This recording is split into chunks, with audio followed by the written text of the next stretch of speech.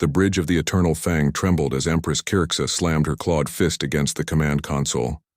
The lupine alien silver fur bristled with barely contained fury, her amber eyes blazing with an intensity that made her officers step back instinctively.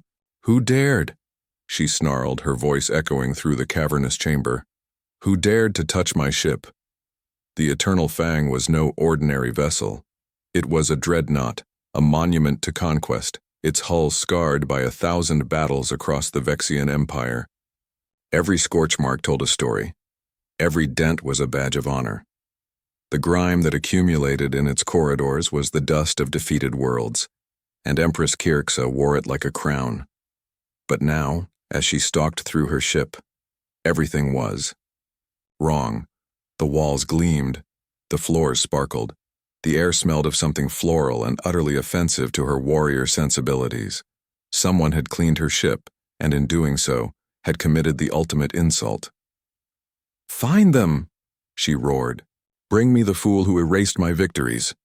Her security chief, a broad-shouldered male named Drex, bowed low. "Empress, the surveillance footage shows a human." Kirix's ears flattened against her skull. "A human? Impossible. We captured no humans in the last raid." "Not captured, Empress," Drex replied carefully. "Hired, by Administrator Volk for the botanical section." The Empress's claws extended fully. "Take me there. Now." The botanical section occupied a forgotten corner of the Eternal Fang, a concession to the Empire's scientists who insisted that long-term space travel required sustainable food production. Kirxa had approved it with disinterest, never bothering to visit until now. The doors hissed open, and she stepped into what appeared to be another world entirely. Gone were the stark metal walls of her warship. Instead, she found herself surrounded by lush greenery, vertical gardens climbing toward artificial sun lamps, hydroponic systems humming quietly, and rows upon rows of vegetables and fruits she couldn't name. And there, kneeling beside a planter box with dirt-stained hands, was the human. Max looked up as the Empress entered, his weathered face breaking into an easy smile. "Oh, hello there. You must be the Empress. Welcome to the garden." Kirx's entourage froze, expecting their leader to strike the impudent human down where he knelt. But the Empress was too shocked to move. No one, absolutely no one, greeted her so casually.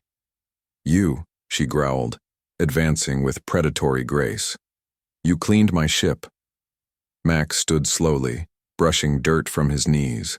He was older than most humans. She'd seen with gray threading through his dark hair and laugh lines around his eyes. He wore simple work clothes and an expression of genuine confusion. "Well, yes," he admitted. "I mean, I had to. The corridors leading to this section were filthy. I couldn't track all that mess into my clean garden, could I?" The security detail collectively held their breath. To speak so plainly to the Empress was suicide. Kirxa leaned in close, her muzzle inches from the human's face. Those messes were the honored remnants of conquest. Each stain was earned in glorious battle. "You have erased my legacy." Max met her gaze without flinching. "With respect, Empress, what I erased was dirt. Your legacy isn't in the grime on your floors, it's in your actions, your decisions, your impact on the galaxy." The Empress blinked. No one had ever contradicted her and lived. Yet something in the human's steady gaze gave her pause. I dare to tell you the truth," Max interrupted gently. "I've been a gardener for 40 years across a dozen worlds. I've served warlords, merchants, and saints. And I've learned one thing. Real power doesn't need to advertise itself with dirt." Kirx's claws twitched, but she didn't strike. Instead, she turned away, pacing between the rows of plants. Her mind raced. This human, this soft, dirt-covered creature, had done the impossible. He'd made her doubt. "Why clean beyond your garden?" she demanded. "I did not order it," Max shrugged. "Because I could. Because it was the right thing to do." He gestured around the verdant space. "Look around, Empress. Life doesn't grow in filth. It grows in clean soil with proper care. Maybe ships are the same way." The Empress turned sharply. "My ship is a weapon of war, not a garden." "Is it?" Max knelt again, returning to his work. Then why does it have a botanical section? Why does it have crew quarters, a medical bay, a mess hall? Your ship isn't just a weapon. It's a home for 3,000 souls. Doesn't home deserve to be clean? Kyrxa stood frozen, her mind grappling with concepts she'd never considered. The Vexian Empire was built on strength, on the visible display of power. Cleanliness was weakness, softness. And yet, she remembered something her mother had told her, long before she became Empress. A true warrior maintains their blade. Her ship was her blade. Human, she said finally, her voice strangely quiet. What is your name? Max Chen, Empress.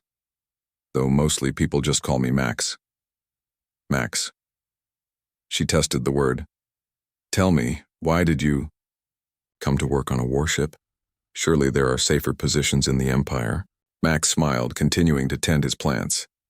My granddaughter, Mia, is studying xenobotany on Vexar Prime. The university costs are substantial. This job pays well, and it lets me do what I love. Plus, he added with a hint of mischief, how many gardeners can say they've grown tomatoes on a dreadnought? Despite herself, Kyrxa felt her lips twitch, almost a smile. She looked around the garden again, seeing it with new eyes. Everything here was organized, clean, thriving. And perhaps that was its own kind of strength. Max Chen, she declared, you will continue your work. But understand this, if you ever clean my personal quarters without permission, I will space you. Max nodded seriously. Understood, Empress, your quarters, your rules. However, she continued, and her officers exchanged shocked glances. You may continue cleaning the common areas, but respectfully, the battle scorches on the hull's exterior remain. They are, as you say, advertisements. Fair enough, Max agreed.